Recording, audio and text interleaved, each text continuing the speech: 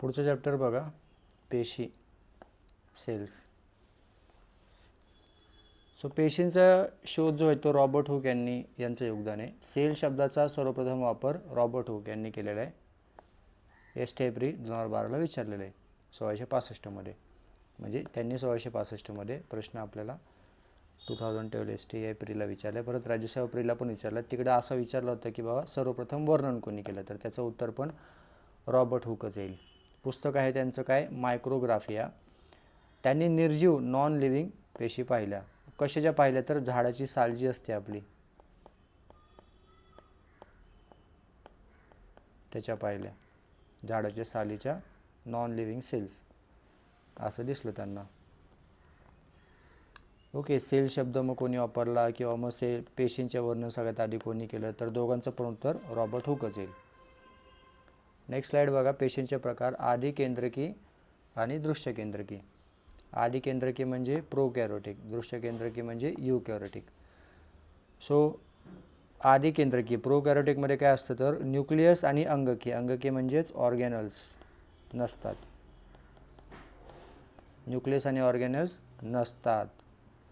आणि बॅक्टेरिया याचं उदाहरण दिलं त्यांनी, PSI प्री 2011ला विचारलं होतं बॅक्टेरिया. याच्यामध्ये अजून पण उदाहरणं असू शकतात. ओके, असं नाही की तर समजा बॅक्टेरिया आहे तर अजून हे पण येईल त्याच्यामध्ये आपलं आर्किया, AEA, ठीक आहे, ARCHAEA, आर्किया. आर्किया पण हे प्रोकॅरियोटिकमध्येच येतात. मग त्याच्यामध्ये काय असतं, न्यूक्लियस पण नाही, ऑर्गेनल पण नाही, मग काय, तर त्याच्यामध्ये आहे न्यूक्लिऑइड. न्यूक्लिऑइड काय आहे एक्झॅक्टली, तर सिंगल सर्क्युलर DNA मॉलिक्यूल असतो हा. काय, सिंगल सर्क्युलर DNA मॉलिक्यूल, हे न्यूक्लिऑइड आहे. पुढं प्राणी पेशी म्हणजेच आपल्या ज्या यूकॅरियोटिक जे आहेत त्या यूकॅरियोटिक सेल्समध्ये उदाहरण दिलं इथं प्राणी पेशीचं. तर त्याच्यामध्ये केंद्रक असतं, हे बघा असं केंद्रक असतं, न्यूक्लियस, ठीक आहे, स्पष्ट केंद्रक असतं आणि अंगके पण असतात. इथं करेक्शन करा, आता हे केंद्रक आहे तर हे बाकीचे काय तर तुमचे अंगके आहेत, तिथं अंगके करा, ठीक आहे, अंगके ऑर्गॅनल्स.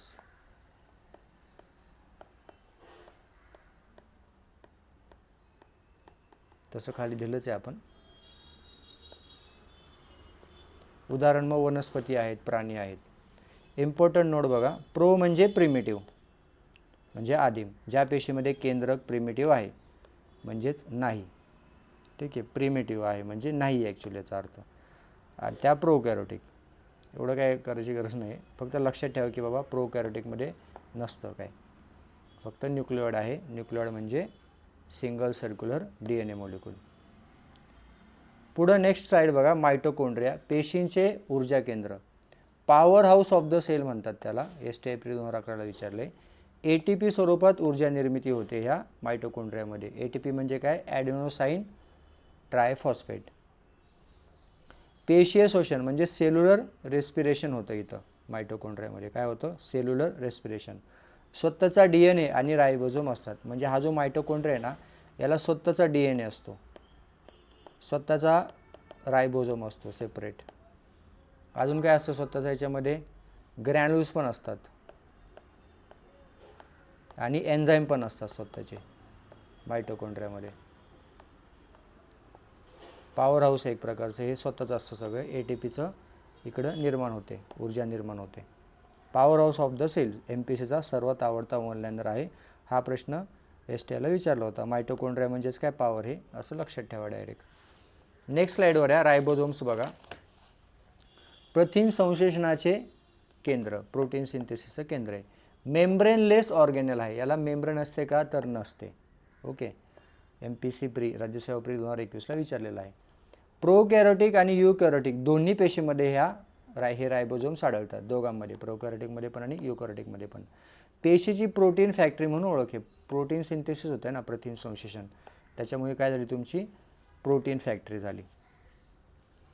हे बघा, प्रोटीन हे ॲमिनो ॲसिड्स, हे mRNA आणि मेम्ब्रेनलेस ऑर्गेनल हे तुमचं पूर्ण जे आहे ते रायबोझोम आहे.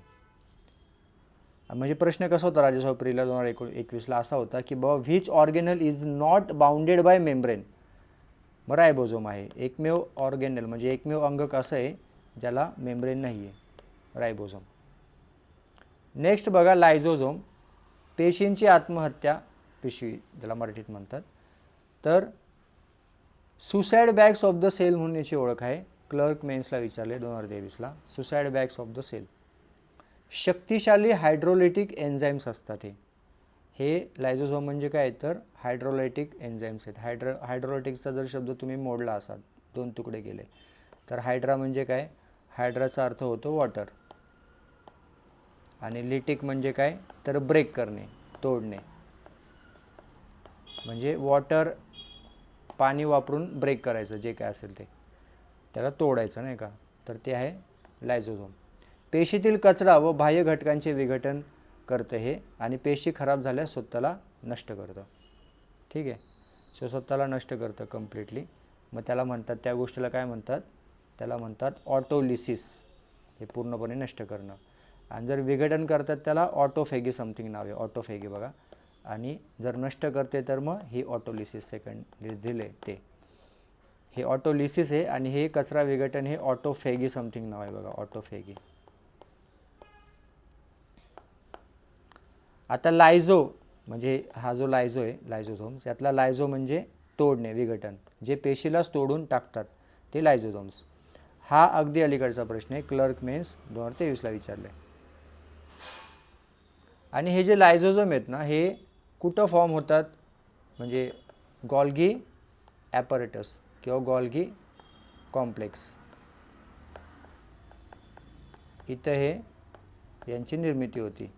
गॉल्गी ॲपरेटसमध्ये हे बनतात. ओके, म्हणजे किंवा बनवले जातात. लायझोझोमला कोण बनवतं तर गॉल्गी ॲपरेटस बनवतं, एवढं लक्षात ठेवा. नेक्स्ट स्लाइड बघा, केंद्रक आणि DNA packaging, the role of histones. म्हणजे आपल्याला स्पेसिफिक बघायचं की बाबा हिस्टोन काय आहे. हिस्टोन हा जो हिस्टोन जो आहे, DNA पॅकेजिंगसाठी हा हिस्टोन म्हणजे एक प्रकारचं प्रोटीन आहे. हिस्टोन म्हणजे काय तर प्रोटीन आहे. तर DNAच्या पॅकेजिंगसाठी हे वापरतात. हिस्टोनमध्ये काय असतं मग स्पेसिफिक, अर्गिनाइन आणि लायझिन. हे बघा, अर्गिनाइन, लायझिन हे हिस्टोनमध्ये असतात. आणि आयोगाने प्रश्न विचारला होता की बाबा खालीलपैकी काय आहे किंवा काय नाही असं, तर ट्रिप्टोफोन दिलता जो की नाही आहे. ट्रिप्टोफोन हा हिस्टोनचा प्रथिन नाही. ट्रिप्टोफोन ॲक्च्युली प्रथिन नाहीच आहे. ट्रिप्टोफोन काय आहे तर हे अमिनो ॲसिड आहे. ओके, हे अर्जिनाइन, लिझिन हे पण अमिनो ॲसिड्सच आहेत, पण हे हिस्टोनमध्ये येतात. पण हा ट्रिप्टोफोन हिस्टोनमध्ये येत नाही. ओके, ही तिन्ही विधाने राज्यसेवा प्री 2021ला विचारली होती. Mnemonic for histone amino acid कसं लक्षात ठेवाल, ही इज लेझी ॲस, म्हणजे हिस्टोन, लायझिन, अर्जिनाइन. ओके, हिस्टोनमध्ये काय तर लायझिन आहे आणि अर्जिनाइन आहे. ह्या ट्रिकने तुम्ही लक्षात ठेवू शकता. आणि अजून एक लक्षात ठेवा की बाबा हे जे हिस्टोन आहेत ना, हे प्रोकॅरियोटिक्समध्ये नसतात. प्रोकॅरियोटिकमध्ये नसतात, हे लक्षात ठेवा हिस्टोन्स. पुढे DNA आणि RNA बघा, दोघांमधला फरक. साखरेचा प्रकार आहे ॲक्च्युली, टाईप ऑफ शुगर, आणि नायट्रोजन बेस याचा हा त्यांचा मेन फरक आहे. कंबाईन सी प्री 2019ला विचारलं होतं. तर साखरेचा फरक कसा आहे तर हे जे आहे ही डीऑक्सिरायबोज आहे. शुगरच आहे हे, पण डीऑक्सिरायबोज. इकडं पण शुगरच आहे पण ही रायबोज आहे. डी बघा, डी म्हणजे नावातच डी आहे. सो ही डीऑक्सिरायबोज आहे आणि ही फक्त रायबोज आहे. हा शुगरचा फरक आहे. दुसरं नायट्रोजनस बेसचा फरक आहे, म्हणजे हा इथं बघा दिला आहे जो, म्हणजे इथं AGCT आहे आणि इथं AGCU आहे. म्हणजे AGC हे सेम आहे, फक्त इथं T म्हणजे थायमिन आहे कशामध्ये, DNA मध्ये, आणि इकडं युरासिल आहे कशामध्ये, RNAमध्ये. सो हा नायट्रोजनस बेसचा फरक हा वाला. Okay, thymine, uracil. आणि हा टाईप ऑफ शुगरचा फरक हा डीऑक्सिरायबोज आणि रायबोज असा फरक आहे DNA RNAमध्ये. नेक्स्ट बघा, पेशी भित्तिका, cell wall, the outer shield. प्राणी पेशीमध्ये नसते, ॲब्सेंट इन ॲनिमल सेल्स. आणि संरचनात्मक आधार देते म्हणजे स्ट्रक्चरल सपोर्ट, म्हणजे कशामध्ये तरी प्लॅन्ट्समध्ये आहे, फंगायमध्ये आहे, बॅक्टेरियामध्ये पण आहे. सो प्लॅन्ट्समध्ये जी सेल वॉल असते ती सेल्युलोजपासून बनते आणि फंगायमध्ये जी म्हणजे कवकमध्ये जी सेल वॉल आहे ती कायटिनपासून बनते. कायटिनचं आपण बघितलं होतं काल आर्थ्रोपोडाच्या सेक्शनमध्ये की बाबा कायटिन हे कशाचं बनले, तर ते ग्लुकोजचा एक प्रकार आहे, ग्लुकोजपासून बनले, मॉडिफाईड ग्लुकोज. सो कायटिनपासून ही तुमची कवकची पण सेल वॉल बनलेली आहे फंगायची. आणि बॅक्टेरियाची जी सेल वॉल आहे ती कशापासून बनले, पेप्टिडोग्लायकन. 2012ला PSIला कवकांची पेशी भित्तिका कशापासून बनते असा प्रश्न विचारला, म्हणजे हाच कायटिन हे त्याचं उत्तर आहे. त्याच्यामुळे आपल्याला तिघांची पण माहीत पाहिजे, येऊ शकतं. पुढं बघा specialization, stem cells and adipose tissue. आता स्टेम सेल्स जे आहेत हे बघा स्टेम सेल्स, तुम्ही ह्या स्टेम सेल्सपासून काय पण बनवू शकता. ओके, म्हणजे बऱ्यापैकी पूर्ण माणूस पण बनवू शकतात, पूर्ण कंप्लीट. त्यांच्यात प्रचंड विभाजन क्षमता असते, म्हणजेच काय तर division. Stem cells are non divisible असा प्रश्न विचारला होता इंजिनिअरिंग सर्व्हिसला 2014ला, जे की रॉंग आहे. ॲक्च्युली डिव्हिजिबल आहेत. आणि ॲडिपेज टिश्यू जे आहेत मेदउती, म्हणजे आपल्या ज्याला आपण बॉडी फॅट जे असतं आपलं त्याच्यामध्ये असतात ते बॉडी फॅट, हे ॲडिपेज टिश्यू. तर हे चरबी जे फॅट आहे सिंथेसाइज, स्टोअर आणि मेटाबॉलिझ करते ॲडिपोज टिश्यूज. ऊर्जा साठवण आणि तापमानाचं नियंत्रण पण करते हे. सो हे स्टेम सेल्स आणि ॲडिपोज टिश्यूज. पुढं बघा ब्लड, WBC आणि रक्तबिंबिका. रक्तबिंबिका म्हणजे काय, प्लेटलेट्स. सो WBC हे तुमच्या बोन मॅरोमध्ये याची निर्मिती होते, हे WBC तुमचे. आणि जीवाणूंना म्हणजेच बॅक्टेरियाला ते नष्ट करतात. असे बॅक्टेरिया वगैरे काय आले अनवॉन्टेड, तर त्याला ते WBC नष्ट करतात. आणि प्लेटलेट्स म्हणजे रक्तबिंबिका, ह्या थ्रोम्बोसाइट्स पण म्हणतात त्यांना, थ्रोम्बोसाइट्स. रक्त गोठण्याची प्रक्रिया सुरू करतात ह्या, इनिशिएट्स ब्लड क्लॉटिंग, म्हणजे चांगले असतात ह्या.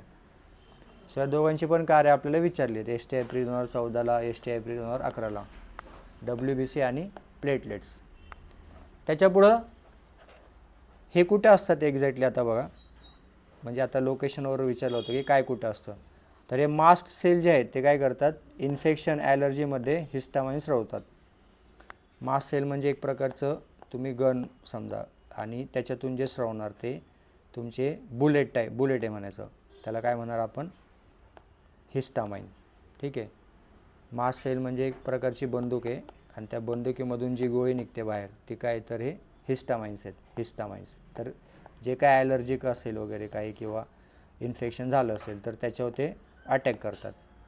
कोण अटॅक करतं, हिस्टामाइन. हे बघा, ह्या हिस्टामाइन इथं अटॅक करतात ॲलर्जनवर, आणि हे मास्ट सेल आहे, याच्यातून ते बाहेर निघतात हिस्टामाइन्स.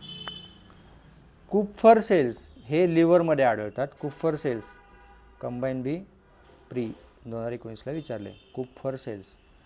सो काय याच्यामध्ये हे काय करतात, तर हे तुमचे जे जुने झालेले जे RBC आहेत, ओल्ड RBC आहेत त्यांना डिस्ट्रॉय करतात कुप्फर सेल, लक्षात ठेवा. हे एक प्रकारे लिव्हरचे सिक्युरिटी गार्ड्स आहेत, security guard of liver, Kupffer cells. आणि जे गार्बेज असतं ना पेशीमधलं सेल्युलर गार्बेज, ते हे खातात कुप्फर सेल. म्हणजे एक प्रकारे प्रोटेक्शन पण करतात आणि अनवॉन्टेड गोष्टी खातात ते. आणि जे RBC आहे आपलं, जुने RBC झालेत त्यांना ते डिस्ट्रॉय करतात. आणि RBCचं आता लाईफस्पॅन जे आहे ते पण लक्षात ठेवा, 120 दिवस असतं. म्हणजे 120 दिवस झाले की इकडे हे तुमचे कुप्फर सेल्सला डिस्ट्रॉय करून टाकणार. आणि RBCची निर्मिती कुठं होते, तर तुमची बोन मॅरोमध्ये होते.